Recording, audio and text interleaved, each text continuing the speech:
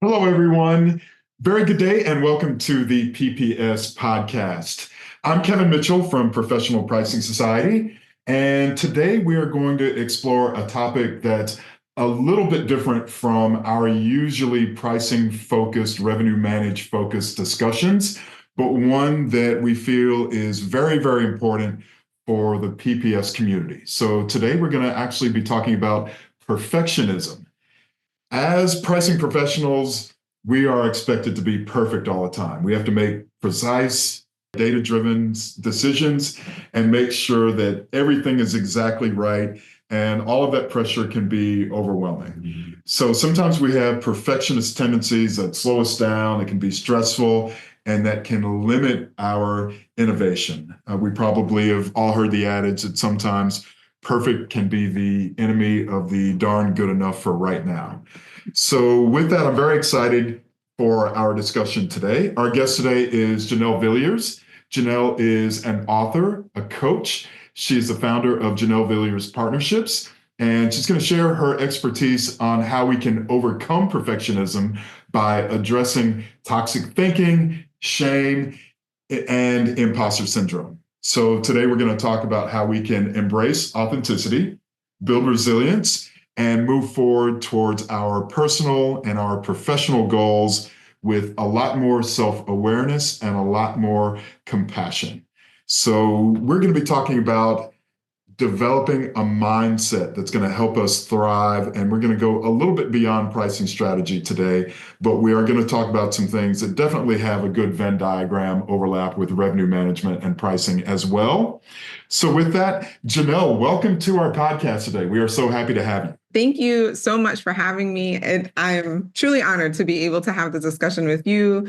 I hope that it provides a lot of value for you and the listeners. I'm really excited.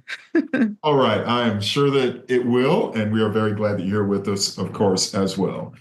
So have a couple questions for you that we have pre-selected from our audience here. And one of them is, Janelle, perfectionism is something that many professionals struggle with, but often it flies under the radar. From your experience, how does perfectionism show up in the workplace?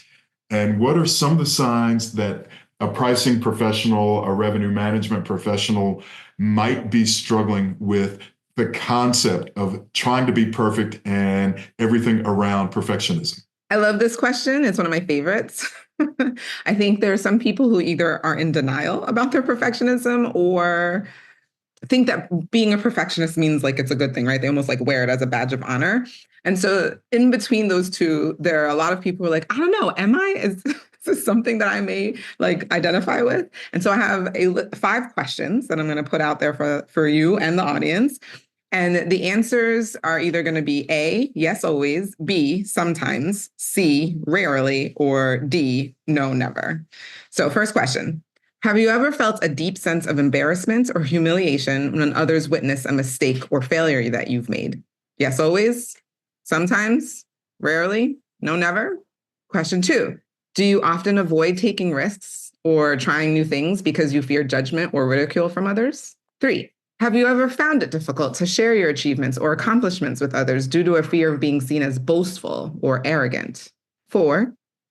Do you frequently compare yourself to others, focusing on their successes or positive attributes and feeling inadequate or inferior as a result? And lastly, when faced with criticism or negative feedback, do you tend to internalize it and feel a deep sense of shame or unworthiness?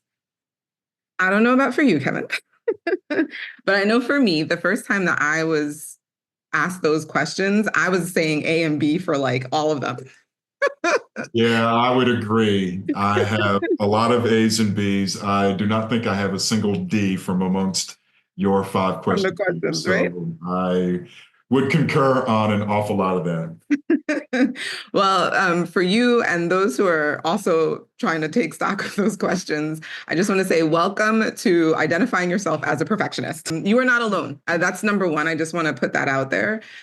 This is not a phenomenon that exists where in isolation. And I think having a conversation around this is one of the first steps that we can do to changing our mindset.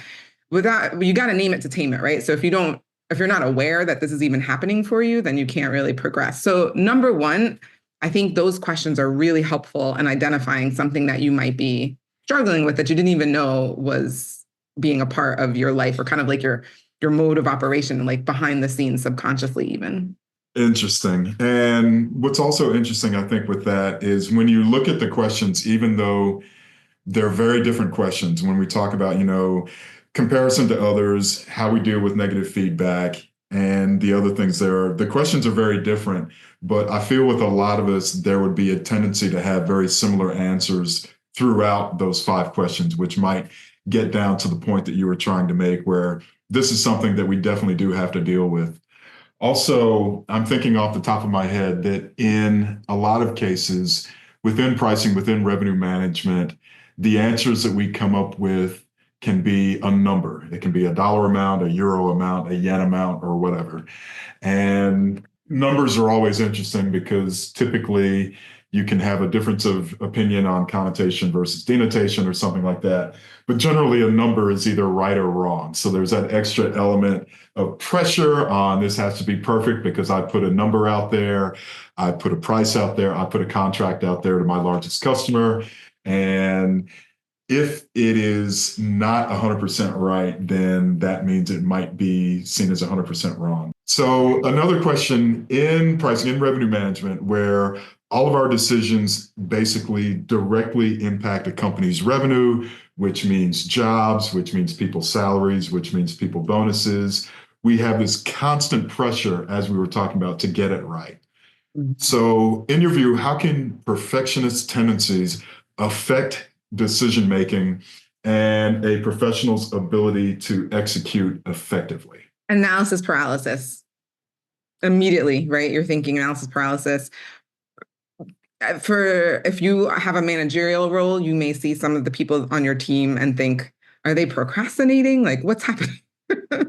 Right? You might see it might look like that to you on the outside, but really it's analysis paralysis. It's this fear of getting it wrong.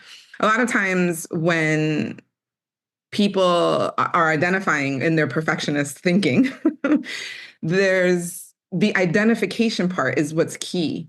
To fail, to be wrong, to fail is there's now an identification of, no, I made a wrong decision. It is, I am wrong. I am a failure. Instead of this thing that I did failed, it is an identification of self. And that to me is the most important thing. It's one of the things that's one of the reasons why I'm so passionate about this topic, because if you identify yourself as a failure instead of just recognizing a decision you made or something you did was wrong, do you know how many dreams that kills? I mean, yes, decisions and, moving forward and movement, yes, but like ultimately, like trying new things and being innovative, all that is dead in the water because you now are identifying yourself as a failure and never going to move forward and move past that. So for me, this is I'm very passionate about this because of this factor. It's the identification of being a failure instead of recognizing, oh, it's a decision that I made. And I would say a lot of it comes from top down. It's a culture that you see from the top. If the expectation by those at the very top is that you always are going to do something right, then of course everybody else is going to be in analysis paralysis and scared to even try things new. I mean, not to get too ahead of myself, but I really think the key is to create a culture in which people recognize that it's okay to get something wrong because we've built in structures where we can pivot, we can navigate, create a plan A, a plan B. Maybe you have, based on all the data that you've been looking at, all the research that you've done, this is the most likely thing. But if not, then we can quickly move to the next idea or the next thing. So it's not it's a learning process. Learning what went wrong by the wrong decision, the wrong price given, the wrong number given, only is data that we can now take and learn from that. So that way we can quickly move to what might be closer to the right number or indices. It's not a proclamation as to who you are, right? It's just you're receiving information so that way you can move on and, okay, so if that's not correct, then let me see, like maybe I wasn't looking at it the right way. Maybe there's some other thing that we need to focus on to head us in the right direction. Understood. So when we talk about analysis paralysis, we can kind of get into a situation where, as you mentioned, we don't think, or sometimes we do think, but perhaps we should not think, and we need to get away from I'm right versus I'm wrong versus this decision, this process, this standard was perhaps more correct or less correct than it could have been. And we will adjust and get better for next time. So understand that even though we do internalize it, and that's a toxic way of thinking, that really it's about the outcomes and about reaching a better outcome there. And it shouldn't be so much of a personal impact on who we are as an individual. It's just a one small facet of it in doing our jobs that we're trying to move forward. And when we talk about toxic thinking, and this is something that we've touched on and mentioned a couple times. So for our listeners who might be stuck in a cycle of analysis paralysis, of overanalyzing, of second guessing themselves, what are some practical other steps that they can take to interrupt those patterns? So I have 3 steps. It's a 3-step framework that I give often. I do like workshops on this. Number 1, we have to all identify and claim that we are not perfect. Whatever this idea is of perfect, that we have also, PS, like built in our mind. We've created what a perfect person is, but it's not real, right? So whatever that is, we just have to accept that I am imperfect and beautiful because of that, and just as worthy because of that. Not that you're now less valuable or have less innate worthy just because you have imperfections. No. I am imperfect, and that's what makes me like a great person. It's okay. People can hang out with me with all of my imperfections. Step 1. Step 2 is gaining resiliency from shame-based thinking. And I have a framework specifically for this because this is, to me, the most important and deepest dive that needs to take place. Brene Brown, who's probably one of the most famous shame researchers, has this saying where when perfectionism is in the passenger seat, shame is driving the car. Interesting. So really quickly, the difference between guilt and shame. Guilt is, I'm sorry, I made a mistake. Shame is, I'm sorry, I am a mistake. So if you have shame driving the car, and it's basically thinking, if I can say it perfectly, act perfectly, do it perfectly, that will shield me from the criticism and judgment of other people. But here's what the reality. We try and shoot after this perfect, magical thing that's not real.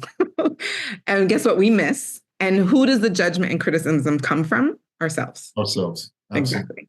And so, see, this just proves it. I'm a failure. I'm not worthy. I'm not good. No one's going to want to be around me. I'm unlovable, whatever. All of the things, right? All of the things that you're thinking. And so this is why shame is the driver, because those are the shame-based thinking thoughts. But if we need to gain resiliency for the shame-based thinking to kind of bounce back from that, and then the third thing is radical self-compassion. There are many ways in which we can do this, but a lot of it is just includes being present in the moment, recognizing you're doing the best that you can with all that you have, and you made the best decision in the moment. Sorry, this reminds me. This was not a part of her questions, but it still reminds me of a book that I read. Essentially, it's how to make decisions when you have the least amount of information available to you. How to make good decisions. I think it'd be really good for this particular audience. It is written by a professional poker player, and she describes, in poker, you have limited information, and how do you decide on one thing over the other? And one of the things I love that she points out in this book is people look at the results of a decision and think that because of the results of the decision was bad, right? So given all the data that you have, you think, okay, I'm gonna, swing the bat, make a decision to give this particular price, speak to my child this way, whatever, right? Like you make a decision based on the limited data that you have, and the result turns out your child is like, you don't love me. How could you say that to me? You swing the bat, completely miss. Or, it's a foul or whatever. You make that decision with the price and completely wrong, right? So now you have this result that is bad, right? Everyone agrees this is a bad result, didn't like this, but that doesn't necessarily mean the decision was bad.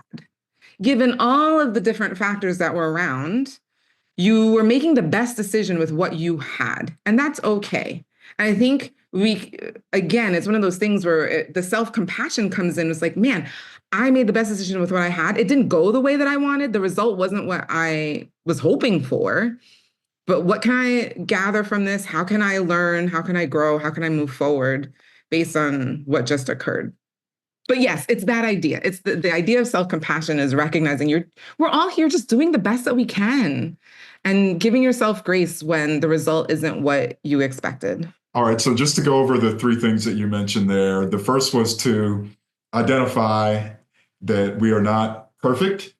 Mhm. And of course, we all know people, be they either in public life or in our personal groups, who say that they are perfect, and we know that that is an outright lie.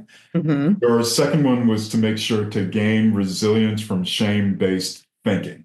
Mhm. And one of the things that you mentioned there was think of it as I made a suboptimal decision, I made a mistake versus I am a mistake, which are completely different when you talked about shame versus guilt there as Mhm. well.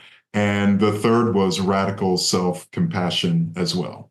But one thing, Janelle, that you mentioned when you talked about those three is you really concentrated on the second one of those, gaining resilience from shame based thinking. Mm. So if we talk about shame, if we talk about imposter syndrome, and I know that a lot of our members have mentioned to me when they get great new jobs, they feel like imposters, maybe they were an analyst and the next thing you know, they have progressed and they're leading a team. And imposter syndrome is one that I hear all the time from our members. So if we talk about shame, if we talk about shame-based thinking, overcoming shame, and we talk about the imposter syndrome, these are two things that perfectionism tends to feed on.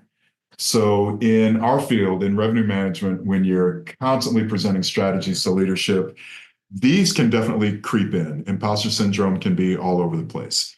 So, Mhm. what are some ways that people can shift their mindset and approach these feelings with, as you mentioned, more self compassion, more empathy, more caring for themselves internally? How can we deal with some of these shifts and some of these feelings that can come up? The framework that I have built around this, I have an acronym called A Life for it. So the A stands for awareness. First, we just need to have awareness around what's happening. Fantastic. Congratulations. You're all aware. Step one. And number two is for L for life. And you need to look within because that leads to I, which is identify um, your triggers. In order to do that, looking within, we have to look to our past. Where were the messages that we received, or when? It is really the better question. When did we receive the messages? Typically, it's in our childhood that we weren't good enough, that we were unworthy, etc. These messages could seem super benign, but we don't even recognize that they, if without being addressed, they can continue on through adulthood. So these are things like you got all A's and one B on your report card. You get home and your parents are like, but the B though, right? Like they only focus on the B, not all the A's, right? And a child could interpret this as unless I'm perfect, I am unworthy of love, affection, attention, etc. Another one that I think is interesting is, and again, it's benign, but sometimes a parent will not talk about what their child is good at because they think like their head will get too big. So if they're really good at sports, they won't really tell them. They'll just say like, oh, like keep getting better. Or if they're good looking or attractive, they won't tell them that they're beautiful or handsome. Or if they're smart, they won't really tell them that they're smart because they're like, oh, well, they already know that. I don't need to like, make their head big. And so but the kid doesn't hear it though. And they don't hear it from like the people that are, they would expect to hear it from. And so they might grow up thinking like, oh, I must not be beautiful. I must not be smart, or I must not be really good, whatever that is. And again, if I was, then I would get the love, attention, et cetera, et cetera. Now you can imagine there are some messages that might be stronger than others, and you would be correct. So I'm just going to list all of those, and I will list the three strongest. One is, or I should say the two strongest. The second strongest might be surprising, but it's actually emotional and physical abuse. This is probably very obvious, right? Like, oh, I must be bad. Something must be wrong with me because they wouldn't hit me that way or they wouldn't say those mean things to me if I were good enough, right? So that's the message that a child could interpret it as. But actually, even stronger than that is divorce, being put in the like child protective services and things like that, or being adopted. And there is a strong abandonment message that could be received. And the idea behind that is or the message that could be received or interpreted is something must be wrong with me, like to the core, because otherwise my mom or my dad would want to be with me.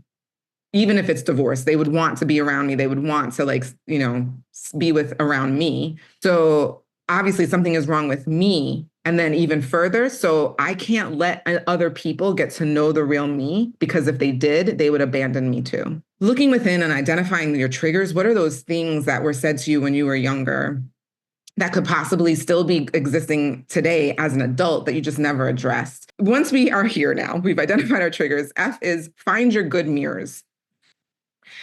These are the individuals who in your life who can hold up a mirror to you and remind you of who you really are. I love this analogy. This is an analogy from Tim Fletcher. Shout out to Tim Fletcher if he ever hears this. He's a pastor out from Canada who talks about good mirrors. I love his analogy. So you all know funny mirrors, right? When you go to a fun house, right? And like you look at a mirror and it totally distorts you. Now imagine somebody who has had a lot of shame-based thinking from when they were little, and the only mirror in their house is a funny mirror. So they see themselves as 3 feet wide by 3 feet tall. That is the only mirror that they have in their house. So that's what they see themselves as, right? Like they're like, yeah, I'm 3 feet tall by 3 feet wide. That's it. And then they go over to a friend's house, and the friend has a normal mirror. And they see themselves and look at this. I'm actually 5'7" and slender, right? Like, and they look at the mirror and they're like, friend, something's wrong with your mirror. And the friend is like, no, the mirror's fine. Like, that's what you look like. No. I am 3 by 3. This is not. Right. And then the other friend's like, no, right? Like trying to convince you. And this is what it's like. When you have shame-based thinking, you only had that one mirror. And so sometimes it takes a while to recognize who you really are for that reason, but you need those friends. You need those friends who are your good mirrors, the friends who can pull up a mirror to you and say, you are amazing. Look at all that you've come through. And you've not only survived, you thrived, which gets me to E for empathy. Empathy is the kryptonite to shame. Shame cannot exist where empathy persists. And true empathy is only provided when you share and you're vulnerable with people and you tell them what's going on. How else are they going to be able to show, be a good mirror for you and show you who you really are if you're not vulnerable and you share like these really crazy thoughts that are going on? But I get it. It's hard. It's hard to be vulnerable, especially when in a society that tells you don't do that, right? Like being seen as weak is like the worst thing that you want to do, right? And I think a lot of people associate vulnerability with weakness, when the truth is it requires a great deal of courage to be vulnerable. And honestly, the empathy that you receive from that not only kills the shame, but then also creates community, creates authenticity. You are now being your true self and being accepted as such. Thank you for the explanation. I like your discussion of awareness of how we need to look within, of how we need to identify the triggers, which might be from the past that affects us, how we can find good mirrors, and of course, empathy being the E in that in your word there. But also from our members' perspective, I know that empathy and sympathy are very, very important because we have internal pressures and external pressures. We have to deal with challenges from within our own organizations and our own teams, also with our marketplace, with our customer base. And also, we are in the rather unique position, particularly right now, where there is a lot of change from a macroeconomic perspective and a lot of progress also. Right now, within pricing, within revenue management, we have AI, artificial intelligence, taking over some tasks and doing some things, creating new models, shifting markets. We have from a April 2025 perspective, we have tariffs, which change everything that we do and change our cost structures, our customer structures, our profitability, and a lot of things there. So we have a lot going on within our little part of the business world. So how would you recommend that we look at embracing progress over perfection in order to stay agile and in order to be an innovator instead of getting stuck in our old ways of thinking? So spoiler alert, right? Like I saw some of these questions before. And when I was thinking about this, I thought to myself, oh, this is so interesting, given the current climate. Everybody's searching for certainty in an extremely uncertain, volatile moment of time. And probably feeling a bit helpless in how you can navigate through that. Like, what can I do to make this more certain? Not just, I mean, like in your life, but also in your business, in your job.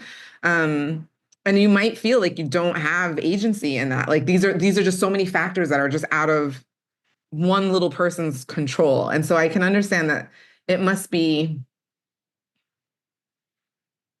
extremely anxiety provoking. And God forbid, if you are a perfectionist, there's like no way out of this at this point. It's like Right. nothing's going to be right, people. Nothing's Yes. going to be right.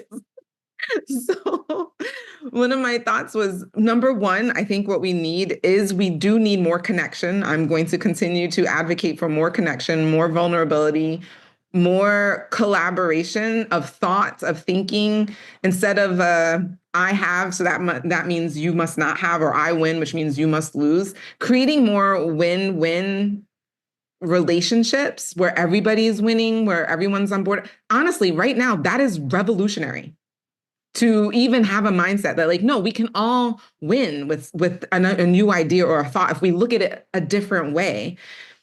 And it might be, again, it seems risky to do something in that way, but I also think it's just the more human way to do it. So it goes, I mean, let's think about AI, for example. AI takes the emotion out of all the data it receives and just gives you an output, a decision, a number, etc. And then if it's wrong or the outcome of what it just said, it doesn't go in the way that like we all hoped, it just collects that data, puts it back into itself, and then like spits out a new thing. So I think it's only gonna, it just, to me, it further demonstrates why it's so important to see outcomes not as like you are a bad person or something is wrong with you, but just information to take. And the quicker you can pivot, the quicker you can navigate your entire crew, your team, everybody to now move into this another direction is going to make you more nimble in this frame that we're in, like this moment in time that we're in, because it's easy to want to be conservative and to not do things that are risky because everything else just seems to be all over the again, like it feels like we have no control over anything, but what we do have control over is how we react to things.